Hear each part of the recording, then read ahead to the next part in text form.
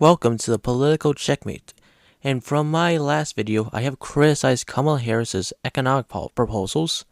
I gotta say, both Trump and Harris are honestly implementing terrible economic policies that I fear would harm this nation's economy. Economists Brian Riddell and Greg IP have pointed out the harmful policies of Trump and Harris's economic proposals. I then remember a clip from the president debate and how Kamala Harris tries to argue that her policies would improve the economy, so that's why I'm here to checkmate her argument, and I want to point out the problem from argument from authority. The best economists in our country, if not the world, have reviewed our relative plans for the future of America. What Goldman Sachs has said is that Donald Trump's plan would make the economy worse. Okay, well, if we actually listen to what chief economist of Goldman Sachs said of the report, he said that based on some of the policies, if implemented, would be incredibly small impact on the economy, the difference being less than few tenths of 1%.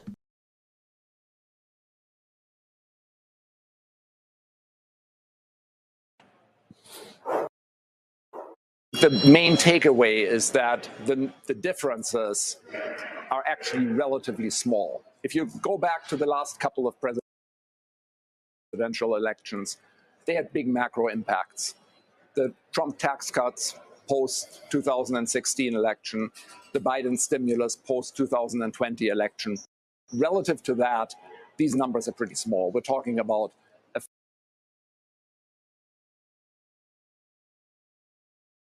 a few tenths of a percentage point, one way or the other. So I would say, and would strengthen the economy. What the Wharton School has said is Donald Trump's plan would actually explode the deficit. 16 Nobel laureates have described his economic plan as something that would increase inflation. So on the Wharton Business School report, they have actually responded to Kamala Harris's claims, saying, "We did not find a positive impact on the economy from her plan in any future year.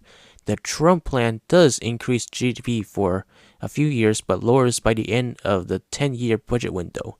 A spokesperson for the University of Pennsylvania's Penn-Wharton budget model said, "In fact, the model suggests that under Trump, GDP eventually falls relative to current law, falling by 0.4% in 2034 and by 2.1% in 30 years. Under Harris, the report found GDP falls by 1.3% by 2034 and by 4% within 30 years, year 2054.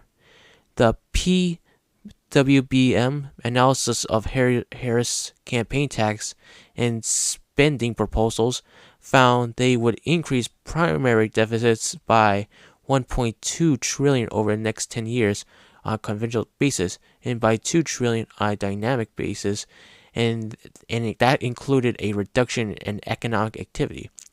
This is honestly kind of a pick your poison moment here from what I just read.